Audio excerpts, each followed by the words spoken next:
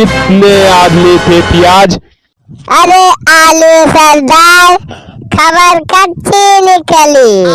वहाँ आदमी नहीं छक्के थे, छक्के।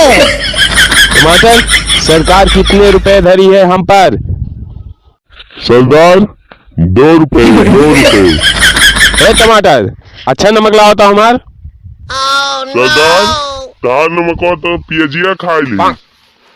अब होगी, जरूर होगी। अब फांसी की सजा होगी। सरदार, लेकिन वो आपका नमक खाए रहे हम। पहले बर्गर खा। सरदार, हम जान सुना देना आप इतना क्यों किया है। नहीं पहले से आए हम आपके नमक खा कर तब के बर्गर खाए। पियजिया हम चूतिया है, कितना चूतिया है? भैया लोग, ये पियजिया तो हमें चूतिया कहत बाय।